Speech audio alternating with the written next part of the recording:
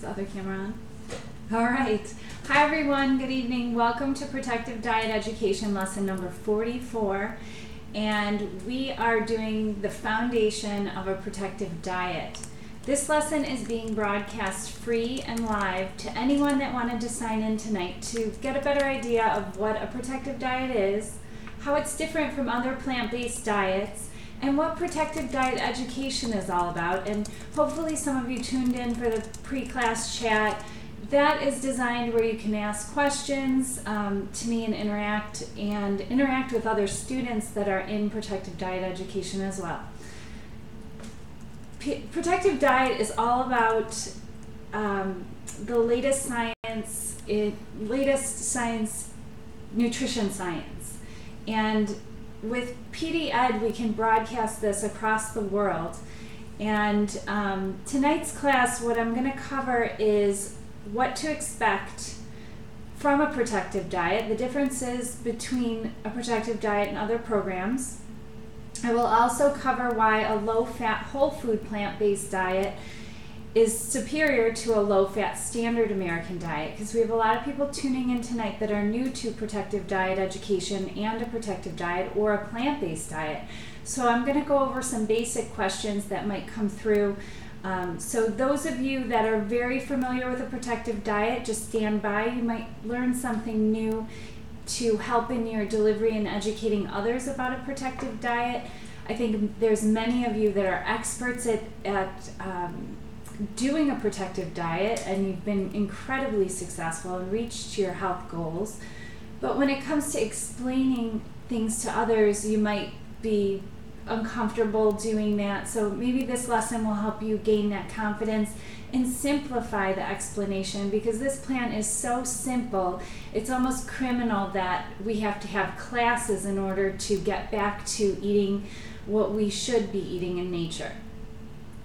So this, I created Protective Diet by personally applying the latest findings in nutritional science I learned from Dr. Greger, Dr. Campbell, Dr. Esselstyn, and Dr. McDougall. My plan follows straight through with their plans. I use their scientific information to reverse disease and obesity in myself personally. And then I took it a couple steps further.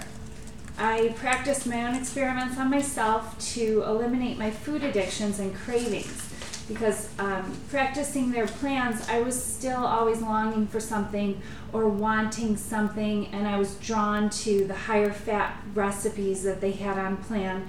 So I was still a fat vegan. I was practicing a vegan diet, and a protective diet is a vegan diet, and I do promote a vegan lifestyle within protective diet education. But I found it was leaving me about 20 pounds heavier than I am today with exercise. So by removing certain ingredients, I was able to lose that last 20 pounds and maintain it without the use of exercise. But enough about me. You can read all about my journey on protectivediet.com if you want to know more about my health challenges, because I was struggling with many that were all food related, but I was told they were hereditary by my doctor. And then when I started applying this plan 100% every day, everything lifted, everything repaired. I reached optimal health, and I maintained my ideal body weight without any exercise. So it was a total freedom, and I want to give this to all of you, and that's why Jerry and I developed Protective Diet Education, so we could reach more people. So before we get into anything else, I want to talk about food, because I love food, and this plan is all about eating, not restricting. There's something for everyone on this plan, from foodies to fast foodies. Easy recipes that will turn non-cooks into protective diet chefs. The majority of the people that I work with are fast food people. They drive through the drive-through. They don't cook. They're confused by creating a menu plan or going to the grocery store what to buy. So their cabinets are pretty bare. They use takeout menus more than they use their stove. So I designed this plan so that it would be really easy to get started and to enjoy cooking At first, it may seem like a chore, but then when you start producing incredible results, I find my students to be driving home as fast as they can so they can get in the kitchen and start cooking. Because when we see our efforts and our actions producing these dramatic results, they excite us to do it even more. So that's a big part of a protective diet. So 10-year-olds can create my video guided recipes. You can keep them plain and simple or garnish them gourmet. You can take it from simple basics, or if you have a palate that prefers lots of flavor or spice or gourmet appeal, you can take it to that level. I'm from Chicago and surrounded by some of the best restaurants, and I truly enjoyed them, as you can see in my before pictures. And I don't want anyone to live without this and to live without traditional foods. Like, we all grew up with celebrating with foods, and I remake those traditional foods. That's what I specialize in, is comfort food favorites and foods that we grew up eating. I don't think we should be continuing on in our life on a diet, especially in a lot of the plant-based diets where they restrict down to just plain simple food. We could do that for a period of time to simplify our life in the kitchen, but it gets boring, and I want things like Italian sausage pizza with meltable cheese that isn't high in fat and that won't cause me setbacks or make me have to go to the gym to maintain my weight. So with my innovative recipes, no one has to go without their favorites. We use simple ingredients in different combinations, saving you money and time. A well-stocked protective diet pantry, which I teach you in protective diet education. We have multiple lessons on how to stock the pantry, our spice cabinet, our refrigerator, what to buy on a weekly basis so that we're not wasting produce. But a well-stocked protective diet pantry, you can easily make 100 recipes with just the basics in your cabinet and 2 fresh ingredients. So this is what I teach, is very simple ways to organize so that you can manage this without struggle and with saving money and time. So I'm going to go through a few of the recipes that I put together. Jerry, my husband over here, he is managing the cameras, and he is drooling over here because I slapped his hand. No, we've got to show everybody in class first. So we're going to have a big eating party after class today. If anyone's in the area, any of the students, you pretty much know where I live, message me. Come on over after class tonight and join us. I'd love to have you. We have Italian sausage pizza, and this is a whole wheat crust, and this is made with a homemade cheese and Italian sausage. I'm from Chicago. I have to have my Italian sausage pizza. We have French fries. This is a regular item that I make. They're oven-baked fries. There's no oil. They're very low in calorie, but I don't want just plain French fries. You could eat them this way, and it's a perfect whole food and a balanced meal and everything, but I like to have cheese on my fries. So I came up with a cheese sauce that the more you eat, the better for you. This cheese sauce is made from squash, but no one would know the difference. Kids love it if you put it in a squeeze bottle. That's another thing. A lot of the protective diet recipes are very, very kid-friendly. We have a list of a kid's menu. So then I have homemade salsa. This is salsa molcajete. I show you how to make this. You can make this very easily. You roast the tomatoes and the jalapeno in the oven. You throw it all in the blender. So I like my fries with salsa, cheese, sauce, and chili. This is my veggie chili. I threw this in a slow cooker this morning, and it was ready for me. It took 15 minutes to prepare. So I'm going to pile up my veggie chili. You could really put anything on top of fries. They're a good foundation. And this is our replacement for sour cream. Go ahead and pile it on. It's very low calorie. This is how we eat our way slimmer and healthier. Jerry's reaching. I'm not done yet. I'm going to make these gourmet chili cheese fries. I'm going to add some cilantro. If you don't like cilantro, skip it, but keep trying it. It might grow on you. And these little leafy greens are super nutrient dense, loaded with phytochemicals. I have some chopped onions. I mean, you could make this into something that is better than at your local like pub food. I love pub food, like pizza puffs and loaded nachos. I'm going to show you a version of my simple nachos tonight, but this is one of my favorite meals. I'll pass this over to Jerry. He's been patiently waiting. And then behind me I have, this is baked macaroni and cheese. They also wanted you to show the pizza closer. Oh, you want a close up of the pizza? Maybe I'll just take a slice for you. Can they see it from there? That looks good. Should I take a bite? Then I can't talk. Oh no. All right, so then I have baked mac and cheese. And this one has a breadcrumb topping. This is a free recipe on Protective Diet Education, along with the chili, the veggie chili and the sour cream dream and the salsa and the fries. You can find all of that on there and get started as soon as tonight or tomorrow morning for breakfast.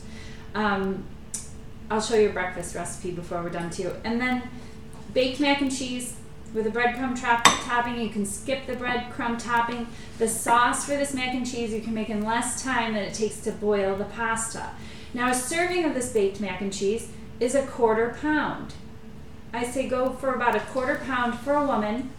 For a man, maybe a 1/3 pound to a 1/2 pound, depending on how active you are. Now that's going to weigh in under 500 calories. And I hate to talk calories because on this plan we don't have to count, because this food is high volume, low calorie foods. They're whole grains, lots of fruits and vegetables, lots of beans. And so you don't really have to measure. Just eat until you're full and satisfied. To give you an idea of a plate, this is my baked mac and cheese. This is a 1/4 pound. I usually go with a 1/2 plate of starch, a 1/2 plate of leafy greens or green beans or some kind of green vegetables, Brussels sprouts, whatever you like, broccoli.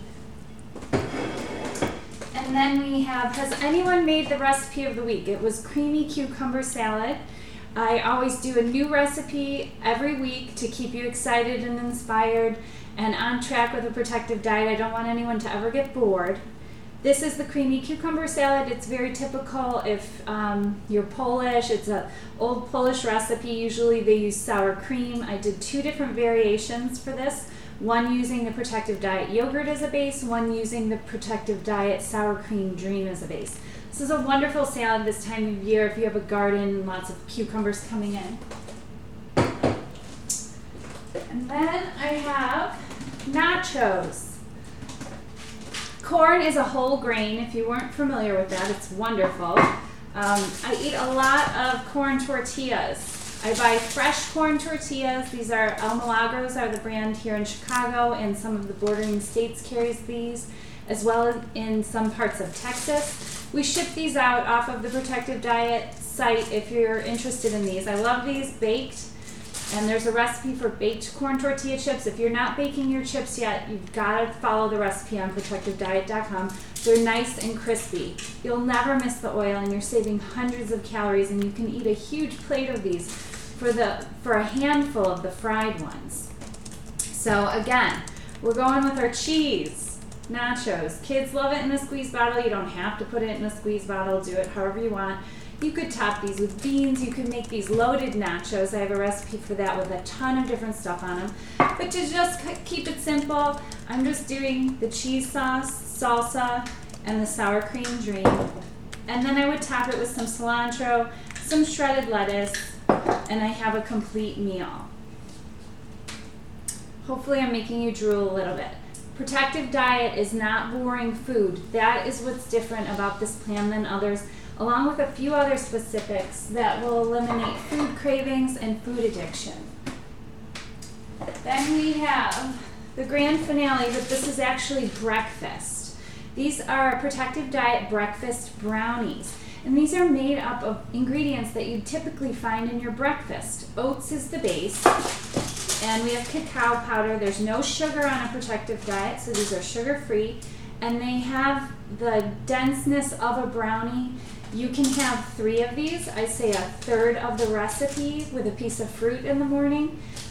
A third a pan of brownies is like it's like, I don't even know how to explain it. It's like a dream on a diet. We do not feel like we're on a diet. We're always eating and always enjoying our food, and that's the secret to sustainability on a protective diet. So hopefully you're excited about some of the food that I covered there. They all are. They're all very excited about the food. So that's what we're eating on a protective diet. And if you share this video with your friends, or if your friends are tuning in and you've been practicing a protective diet for a while and they haven't come over for dinner, maybe now they're going to want to come over for dinner because they're like, hey, she's eating pretty good. I mean, we do Alfredo sauce, tomato cream sauce. I'm eating a lot of pasta, and you can eat a serving like this 3 times a day and produce incredible results. What about snacks? Snacks, we do a lot of snacks. You can eat them for snacks too, right? Oh, Not just 3 times a day? They can keep going? You can eat snacks in between. Follow your hunger. If you're hungry, you're supposed to eat. So I want to mention a protective diet is ideal for toddlers all the way into our senior years. This is the ideal diet for human health. This includes pregnancy and during breastfeeding. This is not mom's diet. This is not a diet for weight loss. Weight loss is a side effect of a protective diet. It's a side effect of eating optimally for our body. Our body will reach that ideal weight naturally because that's when it's at optimal health. A protective diet is ideal for reaching optimal health and our ideal body weight for inactive people.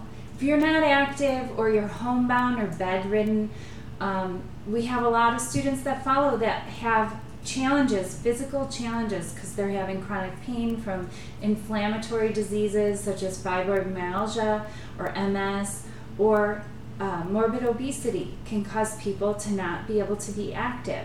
And if you're not active, I don't want you going to the gym when you're starting this program. I want you to start getting active when you feel pep in your step, when you start feeling good after you've been practicing this 30 days. Exercise is not going to, it's not going to be something that's going to produce more or less results. So I also want to mention that a protective diet is perfect for extremely active endurance athletes to perform ideally. Jerry and I are both endurance athletes. We do long distance cycling, and we do perfectly on a protective diet, as well as many other triathletes out there. I'm sure you've heard of them. If not, Google them.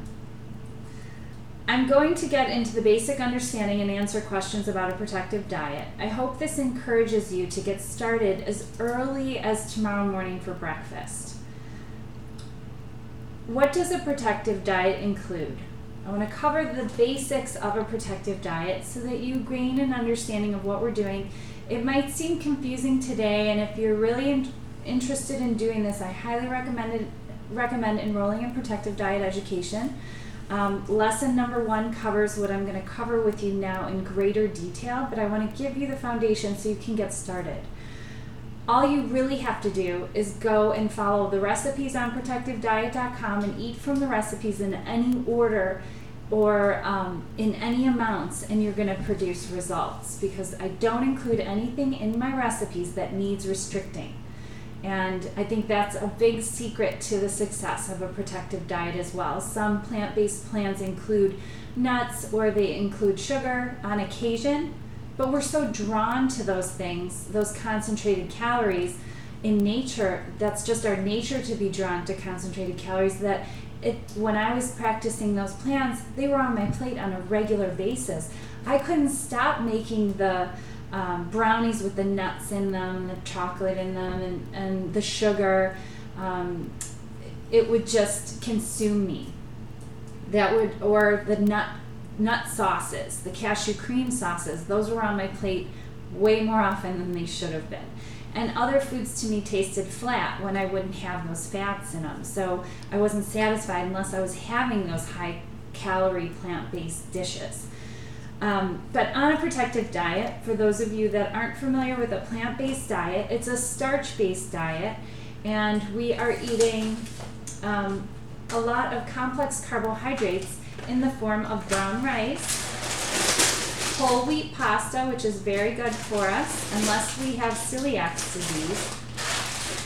Brown rice pasta. Any kind of pasta, any whole grain pastas, as long as it says whole on there. El Milagro corn tortillas, or whatever fresh corn tortillas you have in your area. Look for a Mexican grocery store, or you can order these by mail from us. What else are we using here? Lots of fruit, lots of vegetables. Beans can be a part of a protective diet, but they are not essential. We can get everything that we need in whole grains. I want to talk to you about extracted foods versus whole foods, and this is going to give you a better idea of what you should and shouldn't be eating on a protective diet. For example, olive oil. Olive oil is an extracted food. It's no longer a whole food. The same with coconut oil. It's no longer the whole food.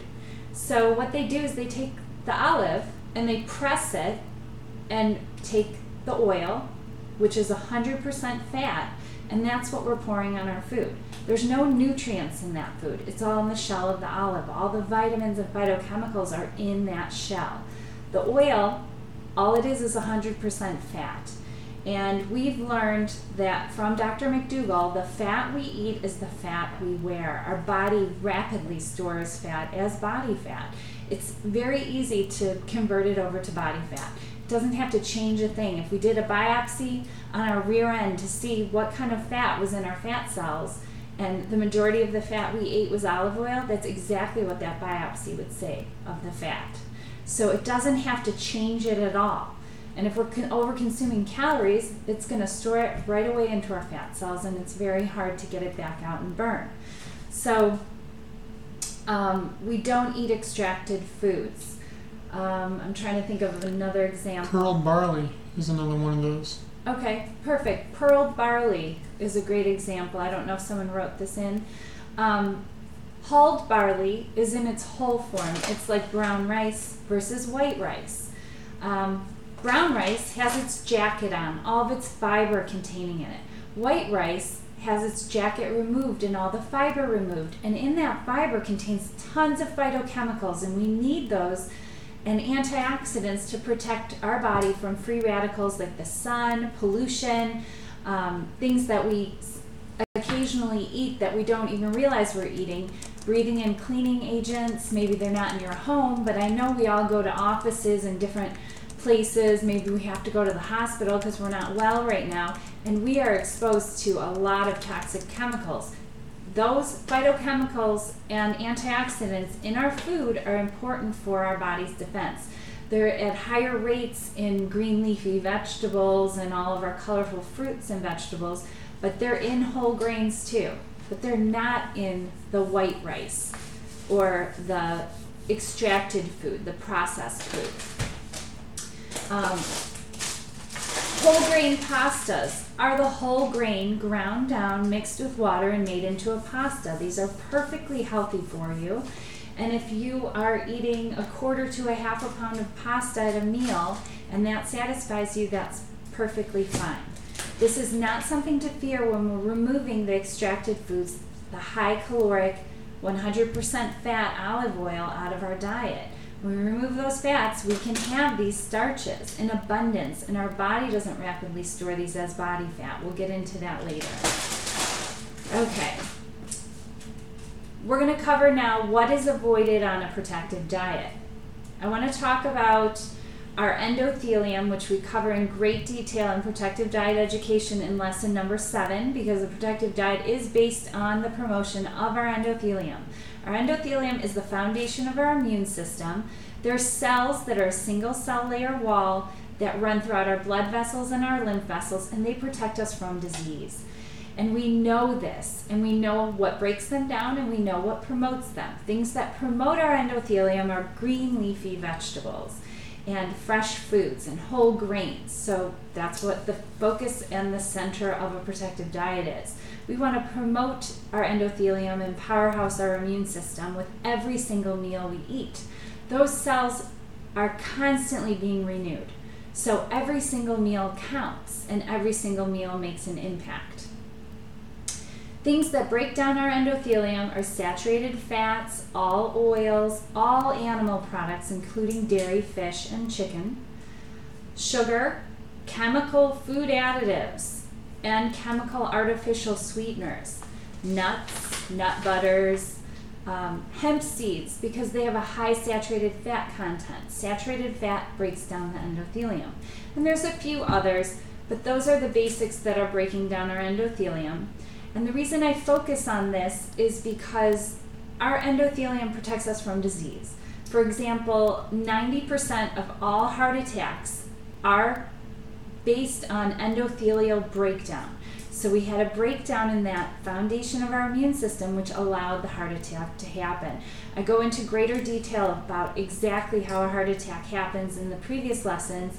If you want to get into that, the expert on that is Dr. Esselstyn. That's who I learned everything from about the endothelium, and then did more research to find out what would be ideal in the diet to promote the endothelium, and that's green leafy vegetables. And we need to encourage those in every meal, putting them on the side of the plate, putting them on a sandwich, always getting those green leafy vegetables in there, because those promote those cells. Are there any questions coming through, Jerry? There sure are. All right. Number 1, what is the difference between the protective diet and other low-fat, plant-based vegan diets? Okay, great question. I get this all the time, like what's the difference between you and McDougall or you and Dr. Esselstyn's plan? Because I don't have the nuts, a lot of times people compare a protective diet to Dr. Esselstyn's plan. And yes, I did base a lot of what a protective diet is on his plan with no nuts and no oil to reverse disease, because I was struggling with disease, and the majority of the people that come to me are struggling with disease. We know that by the age of 10 in the United States, children are already starting to develop heart disease. So why would we incorporate foods that break down our endothelium or promote these diseases? Also, I learned from Dr. Neil Barnard. He's an excellent resource for reversing diabetes. And the fats in our diet cause insulin reception problems. So we remove all the nuts and the blood sugars regulate and everything gets better. So I don't have any nuts at any time in any of the meals on a protective diet, in any of the recipes. In my life, I don't include them. This is the only way I can see a true drop in cholesterol numbers, and we go into great detail about cholesterol and how to reduce your cholesterol and the difference between LDL and HDL and how our body manufactures all the cholesterol and saturated fat we need. We don't need to eat any for health. So that's one of the biggest differences, is no nuts. I also don't include any products that have food additives in them. So things like, I only use, the only boxed milk I use is organic, unsweetened, plain soy milk. The only ingredients in your soy milk should be whole soybeans, organic whole soybeans, and water. No natural flavors, no carrageenan, no, what else is in there, Jerry?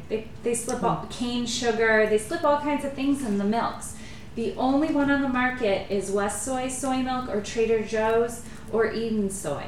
So that are unsweetened plain soy milk. Rice milk, almond milk, hemp milk, you name it, whatever kind of milk, there's additives in there. And those additives, and they're in mustard. The main one in mustard is spices. They're in tomato paste. When you're buying tomato paste, all it should contain is tomatoes. Beans. It should contain the bean that's in the can, water, and salt if you're not buying it unsalted. If you're not buying it unsalted, that's fine in the beginning. On a protective diet, I encourage the reduction of salt as we go along, because transitioning from a standard American diet to a totally salt-free diet that's free of all fats, free of all sugar, is going to leave you, generally it leaves people longing for a good meal. So I do the salt gradually, I reduce it. Diced tomatoes, citric acid, it's a preservative that can cause cravings. These food additives are added to food to get you to crave them, to get them to taste out of nature, to taste amazing.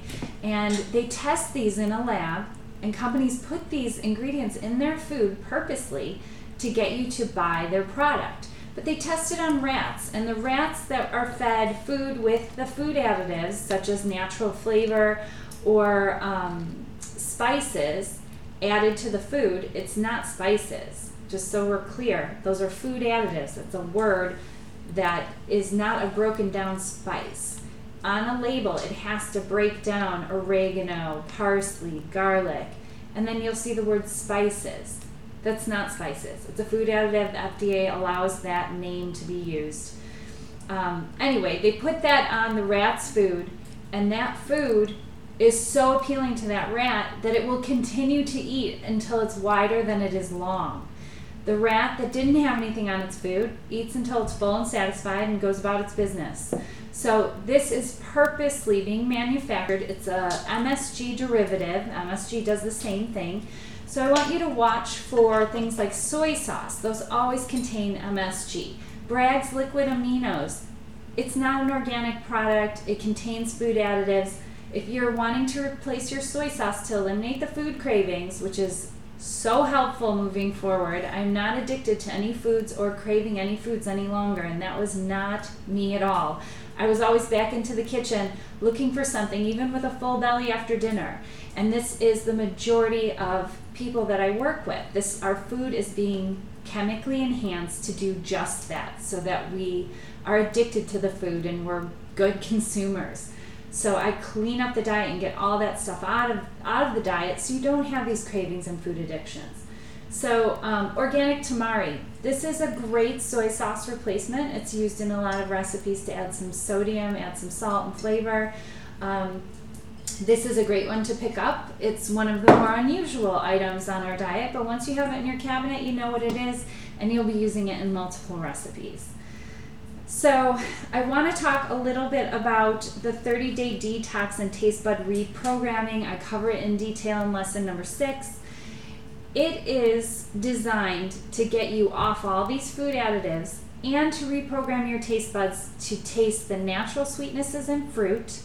By the end of your 30 days, strawberries are going to taste like candy. It's hard to believe that I eat an orange and I want another orange because it's so delicious to me, where before the orange was in my lunch packed and it was left behind. But this is what happens when we get all the sugars and artificial sweeteners out of our diet. Actual whole fruits taste sweet to us. We also remove the fats out of our diet so that our taste buds will be reprogrammed. And when I first started playing around with this, I started to notice this difference, experimenting on myself, and started applying it to the students I was working with. And after 2.5 weeks, your taste buds stop searching for the fats in food. For example, my creamy ranch dressing is a great example. When you taste it in your first 30 days, it tastes kind of flat. But you taste it after you've been practicing a protective diet 3, 4, 5 months, and it tastes creamy. And now that I've been doing this for years, it tastes like full fat ranch dressing. This was just recently confirmed in science through studies done on taste bud reception. And Dr. Greger put out a short nutritional video about this study and showing us that 2.5 weeks free of fats, we start to taste the fats in low-fat foods. Like soy milk that's unsweetened and plain. It's a very thin, just plain milk. This tastes creamy to me. And you won't believe it when you first start it, but when it starts happening to you, it's just wonderful. Clean whole foods start to taste full fat and full flavored. So I recommend, I also, on a protective diet and in protective diet education, I recommend several new habits to address emotional eating in lesson number 12. We go over emotional eating and what triggers it. And after we get the food addiction out of the way, after the first 30 days, we can actually address when we're overeating due to emotions or due to soothing ourselves instead of eating based on hunger. We start to address true hunger because we're not craving anymore eating these food additives and fats and sugar. We are actually eating because we're hungry. And if we're still finding ourselves hungry after eating a 1/4 pound to a 1/3 pound of pasta, then we need to address that. And I go through several different practices to address that, and it's been very successful. I no longer emotionally eat, which was one of my biggest challenges that I discussed in previous lessons. And most of my students have been able to address this successfully, and they're eating to fill true hunger. And they know what true hunger is too. Yes, Jerry? Hey, Julie, why do you call it a lifestyle versus a diet? In protective diet education, we address much more than just food. We encourage a lifestyle of self-awareness and care. So I do a lot of classes on self-care and working through our emotional attachments to food and emotional triggers with food. We also address our environmental impact on the earth and all the creatures that occupy it. Practicing a protective diet, we can live in good health and harmony with the planet and all of its precious creatures. I want us to have environmental consciousness. It's definitely a serious situation. The seas now, scientists have predicted and done studies that in 2048, the seas are going to be fished out of fish. And the dead zones in the seas that I cover in our environmental lesson are going to take over the seas, and this is due to runoff of fertilizers from growing crops to feed cattle, which eating all of this beef is killing us. So we're killing ourselves, we're killing off the seas, and we're totally unaware of it. So I bring a lot of this to the attention to the average person that isn't going to hear about this on the news because this is big business. So they cover up the destruction that's happening to the sea floor and to sea life because their business depends on this, and there's no changing these practices without devastating the business. So we focus on a lot of things besides diet and focus on wellness, sleeping habits, how to get a good night's sleep. We talk about many different subjects just to live an overall healthier life.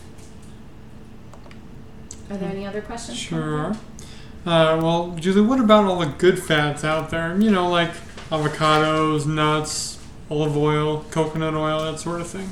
This is a question that comes up all the time because there's so many advertisements out there. All of the oil companies, the vegetable oils, coconut oil, flaxseed oil, all of these products are promoting that they're healthy fats. And this is a huge misconception. We do not need to add extracted fats into our diet. We can get all the fats that we need in whole grains. There is just the right amount of fat in your corn tortillas for you to absorb all the vitamins in your corn tortillas. As far as avocados and coconuts go, they're not superfoods. They're loaded with vitamins and phytonutrients, but they're also loaded with a lot of fat. And Dr. McDougall has shared with us, and through his extensive studies on his patients and what we know in nutritional science, the fat you eat is the fat you wear. So if we're eating these high-fat foods that contain phytonutrients and vitamins that we can find in all the other produce that's available on the market free of fats, it's going to cause us to be fat or maintain an overweight body.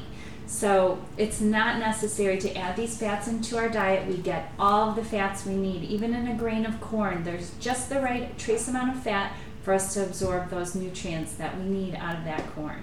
We don't have to add extracted fats. If we did, we wouldn't have survived. Humans would not have made it this far because we were not pressing olives to make olive oil in earlier times. This is a product sales, I want to say gimmick, because of all the coconut oil saying it's heart healthy and all of these things. They can label them however they wish because these things are heart healthier than butter, so they can write that. So don't be confused. Don't waste your money on oils. You're going to save so much money not buying oils. And I teach you how dry browning techniques, how you can brown onions and mushrooms and have all the flavors in your recipes. There is no lacking of flavor in these recipes at all. Can we eat olives? Can you eat olives? You can eat olives. I want you to buy the natural cured olives. Pearl brand makes them. Trader Joe's carries a natural olive. There's a few different companies that carry them. All it should contain is olives, salt, and water in the can. No additives. On occasion, these are a treat. These are a condiment. They're not a main dish. They are not on your plate on a daily basis. I include them in two recipes on Protective Diet. There's a pasta salad, and the reason that I only include them in a couple recipes is because they're not a daily thing that I eat. And when I make the pasta salad, I usually don't include them now because I have reduced the salt so much in my diet that if I eat a can of olives mixed in a pasta salad and I eat it over several days, I'm just thirsty all the time, and I feel it because of the reduction in salt in my diet. And I encourage all of you to reduce the salt in the recipes as time passes. You will become more sensitive to it. All right, there's another question. Okay. Thanks for all the questions, by the way. I gain weight when I eat carbs. Can I do this plan low carb? Well, it's a dietary misconception that carbohydrates make you fat. They are not readily stored as fat. They are fuel used to regulate our body temperature. And I do a whole lesson on this because this misconception has been taken so far. It's promoted within gyms. Fitness professionals tell you to eat low carb, high protein. And this is a dangerous diet plan. It's not health promoting at all to remove the carbohydrates out of our diet. All the whole grains that you see here, and there's so many more whole grains besides these that promote our health and promote our endothelium, and they're not going to be stored as fat. There's a major conversion process to take these whole grains and convert them to fat. And if you look in nutritional journals, this is not an easy thing for the body to do. You have to eat an excessive amount of these. I can eat a full pack of corn tortillas for lunch. That's 600 calories of carbs, and it's not making me gain weight. This is going to be used to regulate my body temperature, to fuel me throughout my workday. And if there's any extra calories left over, it's turned into glucose and it's used for energy later. It's not going to be turned into body fat. This is a crazy misconception, and I know it sounds crazy me saying this because it's been drilled into you so many times, unfortunately. All right. I've heard that the other thing I want to mention is the person that wrote this question, have you ever tried a low-fat, plant-based diet free of all nuts and oils and increased your whole grains, your starches? Ever? Because I don't believe that you've ever done this and gained weight. A lot of people write into me that, I can't eat carbs because it makes me gain weight. And I just want to be clear, you ate those carbs with fat on them. I know you did, because I did. And that's how I gained weight or maintained an overweight state. They're also asking about capers along with the olives. Capers are fine as long as all they are is capers, salt, and water. No food additives. I've seen one on the market. I can't remember the brand of it. I don't have capers in any Protective Diet recipes, but if you love them and that's part of like a traditional dish that you make, you can use them. Just look for the ones without the food additives because I don't want you to have food addiction or cravings. It's an amazing freedom when we get that out of our life. Go ahead, Jerry. Why allow e-sugar, which isn't a whole food, but and restrict dates, which is a whole food? Okay. E-sugar is made from corn. It's erythritol. Erythritol. For those of you that aren't familiar, I use erythritol in some recipes. The sweeter recipes, the recipes we can't duplicate without adding sugar. And sugar is going to increase your levels. If you're diabetic, it's going to affect you. You're going to have to adjust your medications where the erythritol is not going to cause these spikes in your sugar levels. The erythritol has virtually no side effects proven in science. It's been around since the 1800s. They've been studying it. It's been shown to be even safer than stevia, only due to the amount of years they've been studying it. Stevia's new. It's a leaf of a plant. It's an extract that gives a nice sweetness. We use that in some recipes as well. But it has a bitter aftertaste, where erythritol, this is erythritol. Now Foods makes the one that I recommend. All it contains is erythritol. It doesn't contain anything else. It's made from non-GMO corn. It doesn't cause any side effects that have been documented. Or cravings. Cravings are not going to be caused by erythritol. This is not an addictive product like sugar is. Sugar is more addictive, physically addictive, than cocaine. And that's been proven in studies. This is not. This will sweeten something up. Dr. Greger uses it in his hibiscus tea, which I'm going to talk about later because everyone has so many questions about the flower water that we drink on a protective diet. But I don't recommend putting this in your drinks, but we're going to use it for a few things like barbecue sauce or sauces that tend to be a little sweeter. I put it in the brownies, but I use it at a moderate amount just to cut the bitterness of the cacao. It's not making an overly sweet brownie. That's why we call it a breakfast brownie. It's chocolatey, it's got the texture of a brownie, but it's not sweet where you need to drink something down afterward. This product does not cause the effects of other alcohol sugars where you get bloated and gas. Now, if you do have that effect from this product, which I think we've had like 2 students report this back, that they weren't comfortable with the erythritol or it made them feel bloated or gassy, you're eating way too much of it, or you are allergic to corn, or it could be another sensitivity. But then just don't use it. It's not mandatory on a protective diet. We have hundreds of recipes. But I'm totally comfortable including erythritol in my diet, in my sauces, and in a few salad dressings. The breakfast brownies, I don't eat them every day, but when I have them, I love them. And they would be perfectly fine to eat every day. It's been proven in science. Go ahead. All right. I've heard the average weight loss is 10 pounds a month. Isn't that rapid weight loss? Isn't that bad for people? Rapid weight loss when you're eating nutrient-dense foods like this is not bad for you. To slow down your weight loss on a protective diet, you would have to include foods that are bad for you. So that would be bad for you. Eating a whole foods plant-based diet that's low-fat and free of food additives and sugar and nuts is promoting health within your system. It's reversing disease. It's reducing inflammation. But it's also reducing your body fat, and that's good. That's helping you reach optimal health, because we cannot reach optimal health if we're walking around with 50 to 100 pounds on our body. This is taxing on our entire system, especially our vascular system. So, no, losing rapid weight loss on a protective diet is not bad for us. Losing weight eating bars or shakes with no nutrition in them, with powdered vitamins in them, and starving yourself, reducing your calories under 1,500 calories a day, that's a starvation diet. That is something that is going to promote weight loss and ill health.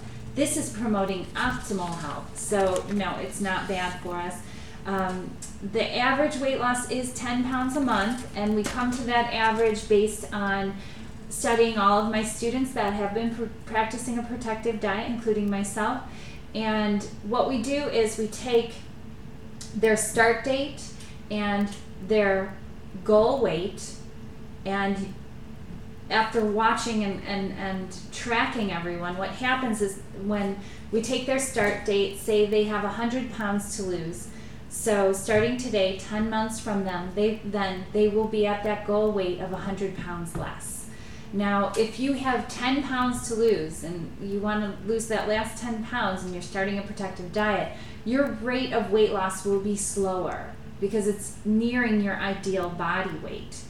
But we're talking about average. So we've had reports that people have lost 22 pounds in their first month on a protective diet. But then their second month, it might be 3 pounds. And then their third month, it might be 4 pounds. And then they might have a big drop off. Weight loss on a protective diet tends to fall off in clusters, and we call it, we joke around and call it BCS, baggy clothes syndrome. Like out of nowhere, you might go 4 weeks on a protective diet without losing a pound like I experienced. And on that 4th week, you're walking through the grocery store and your pants got longer and you're pulling them up and you're going, what the heck? Did I shrink? No, you didn't shrink in height, your whole body shrunk down. And that's how the weight loss tends to happen in clusters. So if you're practicing a protective diet and you're, 28 days in and you haven't lost a single pound, hang in there, because you're going to have the reward like you've never experienced, where you have a big drop off of weight. If you're on your 3rd month and you only lost 1 pound, hang in there, because you might be a week or 2 away from a big drop off. And it's unfortunate when I see people weighing themselves on a weekly basis and they're like, oh, I went up 5 pounds, I went down 2 pounds, stay off the scale. I've had only 2 students so far, Robin Lee and Marcy Rubin, who stayed off the scale the entire time, and it was one of the greatest experiences of weight loss I've watched unfold, because they were just going by their clothes, and there was none of this scale like drama and torture or expectations and disappointments with the scale. Weigh once in the beginning on your first day and put that scale away, and just trust in the plan. There's nutrition science backing this plan. This is not a fad diet. This is not trendy. This will help you reach your ideal body weight if you follow it 100% at every meal and snack. Go ahead, Jerry. Okay, can I have coffee? Why do you promote like green tea but not coffee? What about decaf? That's actually going on in the class right now. They're asking about it in the last 5 minutes. Coffee.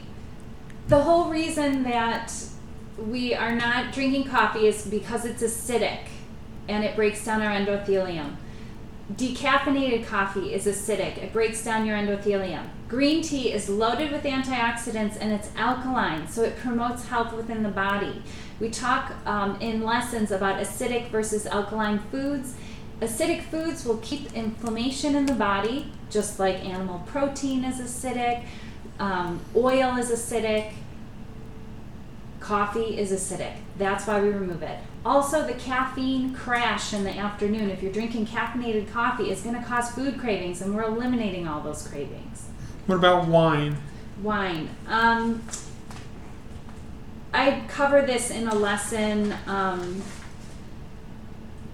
lesson number 9. It's about coffee, tea, and wine consumption. And wine promotes your endothelium within moderate consumption, but if you have any history of breast cancer in your family, I don't recommend the consumption of any alcohol. Studies have shown that even just 1 ounce of alcohol can increase your risk for breast cancer if it runs in your family or you're at high risk. There's some food additives in certain drinks, no mixers in the mixed drinks. Cheap wines, a lot of times they're loaded with different preservatives and sulfates, and they actually add juice to them. Lots of beers have natural flavors in them, so keep it basic if you are drinking. I don't promote alcohol in this program. It fits into some people's lives, and some people's lives it doesn't fit into at all. So that's up to your discretion. All right. What about fish? Is fish good for us? And what about chicken? Fish and chicken are not good for us. They're both acidic foods, and they both contain saturated fat. They both break down our immune system, our endothelium. Fish is one of the most heavily contaminated foods on our planet because our seas are so contaminated. They're loaded with mercury. 2 servings of sushi-grade tuna a week can lead to mercury poisoning. I do not recommend fish or chicken. Chicken is not health food, no matter what your personal trainer told you. Which leads me to the question, how do I get my protein? So many people ask this question, and I'll never tire of answering it because it's so important that you know. This nutrient has been put on a pedestal. People think it's like better than fat and carbohydrates. There's 3 nutrients: fat, carbohydrates, and protein. And they put protein up on this pedestal like it's the essential, most ideal nutrient. And it's because we've realized fat is not good for us to be adding extracted fats into our diet. We want to get our fats from whole foods in their complete whole form. So fats are out. Carbohydrates make you fat. That was in all of these trendy diet fad books like Atkins, and there's no nutrition science to back that. But people started to believe it. So protein, we must eat more protein because that must be the ideal nutrient. There is not one ideal nutrient in our diet. We need them in nature's balance in the form of whole foods. Another example I want to give is breast milk. During our highest rate of growth in our life, from the time we're born till we're 1 year old, breast milk contains 6 to 8% protein. That's it. Ideally, the best amount of protein we can get is in our whole foods, and it weighs in at about 8 to 10% protein. And that exceeds the RDA's recommended daily allowance. So the recommended daily allowance is on a 1,500 calorie a day diet. I say that only because that's about where I end up saying I'm full, I'm done. I eat about 500 calories each meal. For a woman, it's 40 grams a day. I exceed that on a daily basis. And sometimes I calculate it just to see. And I'm usually hitting in around 60 grams of protein. I get my protein from my green leafy vegetables and my whole grains. It's in all of our whole foods, perfectly in perfect balance with our carbohydrates and fat. You were talking about personal trainers. Every personal trainer I've ever had always said pushing the vitamins. Mm-hmm. Now, are there any vitamins included on a protective diet? Yes. The only vitamin that we need to supplement on a protective diet is vitamin B12, and we want to take methyl B12. And this is class number 5. Oh, class number 5, we cover that? Yeah. And I want to suggest that we take 500 micrograms every other day. They come in 1,000 micrograms. The one I have linked on Protective Diet, it's under products. We cut them in half and we take them every other day. You could take them once a week, totaling the 500 micrograms every other day if you want to. This number I came to from between Dr. McDougall's recommendation and Dr. Greger's recommendation. So I just didn't make this up myself. This is based on their advice. But that's the only vitamin we need to supplement because all of our vitamins come in all of our whole foods in perfect balance. If we eat a rainbow of different colorful fruits and vegetables and different whole grains, we will be exceeding the vitamins and phytochemicals found in a pill. And those pills don't work in our body. We need all the phytochemicals with the vitamins. We can't isolate a vitamin and take the vitamin C out of a leaf of the spinach, make it into a powdered form, put it in our body, and expect it to work properly. This doesn't work. We urinate it out. We're wasting big money. So we need our vitamins in whole food form with all the phytochemicals in all of those foods to create a symphony in our body to work properly. Yes? All right, for the last couple minutes of class, do you want to show them how to make flour water? Oh, sure. I want to answer one more question that someone had wrote in previously. I've heard that this plan is expensive. A lot of people think it's very expensive to eat a protective diet, and it's not. Jerry and I eat all our meals for $70 a week on average. And I teach in Protective Diet Education how to stock your pantry with like a rice. We get mail order. We get the best deal on it on Amazon.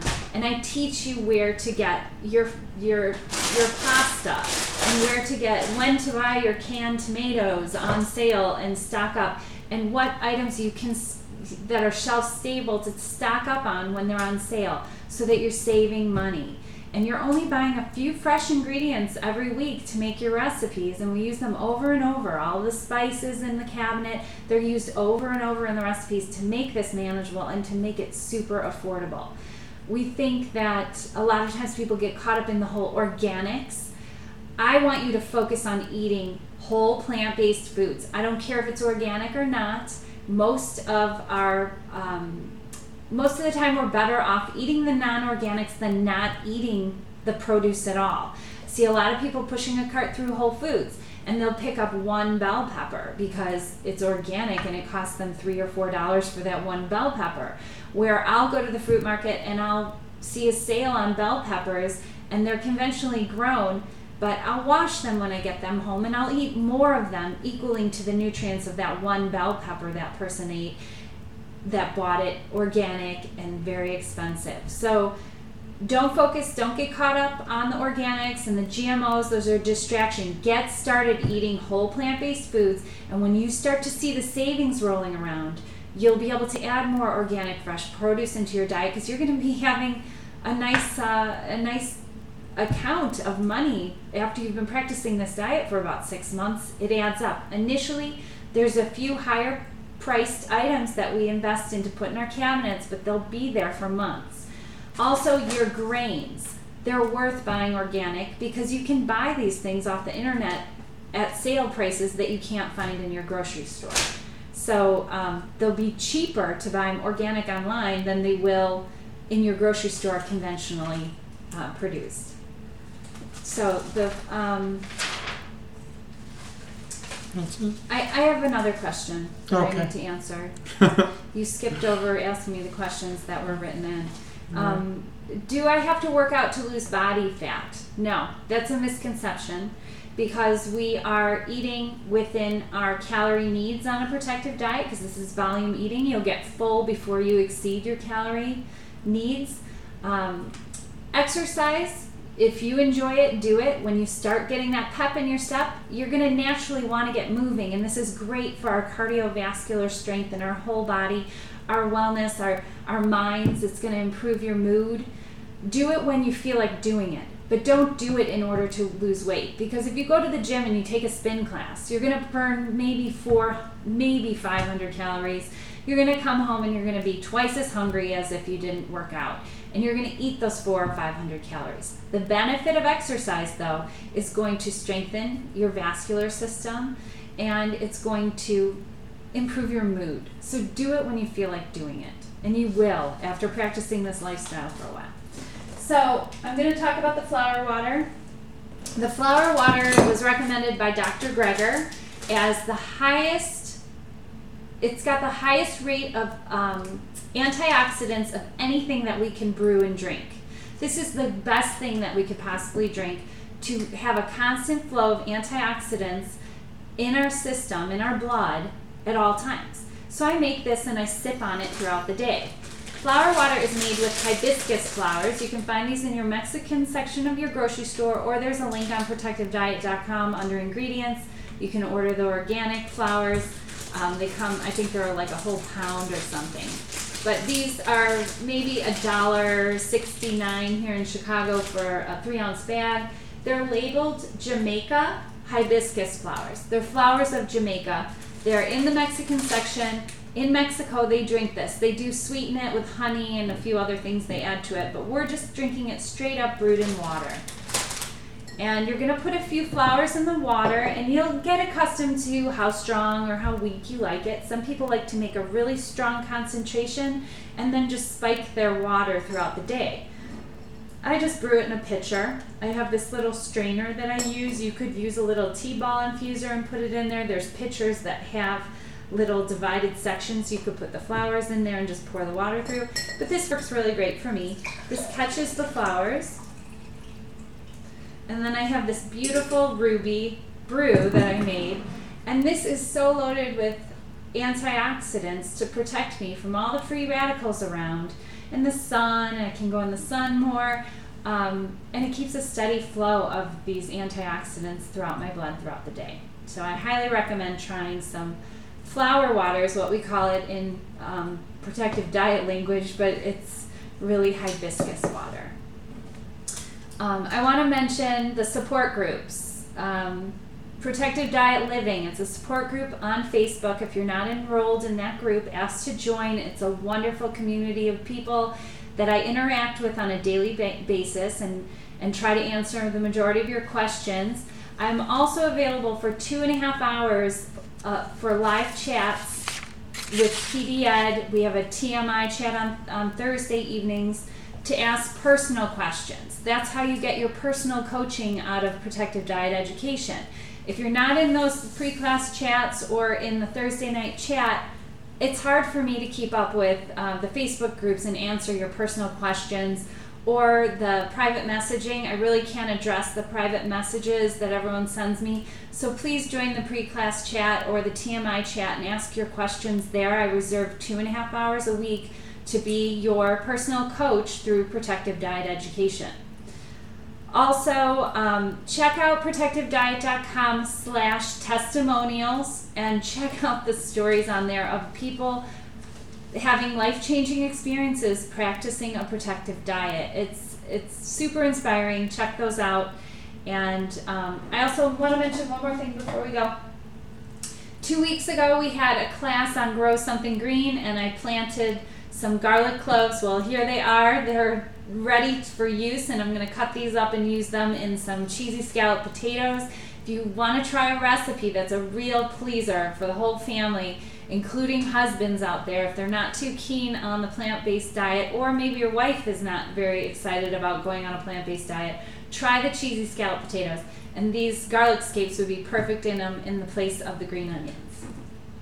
So is there any other questions I can answer before we tune out? No. I'm just wanting to make sure I covered everything. We talked about the calcium. I also want to cover one other question is ancient grains, are they better than brown rice? No. Ancient grains are like quinoa and amaranth and all these new grains that we're seeing in our supermarket. Even Costco is starting to carry these in bulk. They're not any better than brown rice or any other grain that you're eating, like barley. We use hulled barley, which is a whole food. They're not any better. They're more expensive because they're very trendy right now, and they might give you some variety in your diet to keep it exciting, so include them because of that. But don't get caught up in the marketing. They're not any better than simple brown rice. Variety is always good, though. Calcium.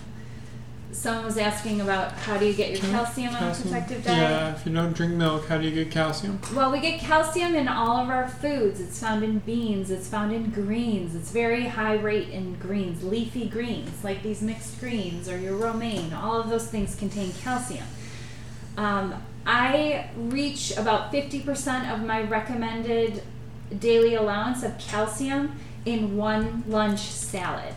It's got probably double this amount of leafy greens. I throw in a can of chickpeas that I rinse and drain off. I might throw in a couple handfuls of whole wheat pasta. All of these foods have calcium in them. And then I might top it off with creamy ranch dressing that is a tofu base, so it has calcium in it as well. And I'm at about 50% of the RDA of calcium. So that's how we get our calcium, and we don't get it filtered through another animal. And there's been they've related intake of dairy protein. So any dairy product contains casein, which is dairy protein. It increases cancer cell growth. So stop consuming the dairy. That is our problem. All of these animal products we're eating, it's increasing the rate of cancer and the growth of tumor cells. So this has been proven. It's in the China study, the movie Forks Over Knives. Check out that documentary if you haven't yet. Dr. Campbell, he covers this, and this is his specialty, and I've learned all of this from him. Cut the dairy out of the diet. And we have one of the highest rates of osteoporosis in our country, and we are at one of the highest countries that consumes dairy products. So it's not working. Those acidic dairy products are actually causing problems with increasing our rate of osteoporosis. When you stop consuming the dairy and you start eating a protective diet, you are going to see an improvement in your bone density tests. You're going to get off of those calcium pills and osteoporosis medication if it hasn't progressed very far. So we get all that we need. A whole foods plant-based diet, like a protective diet, gives us everything that we need to reach optimal health, and weight loss is a it's a natural side effect to reaching optimal health. So we're able to reach and maintain our ideal body weight without any struggle. See you next. So thanks for tuning in, and enroll in Protective Diet Education if you aren't already. We'd love to see you back next week. And for the rest of you, I'll see you on Protective Diet Living and in our next chat. Take care. Best of health. Thanks, guys. See ya.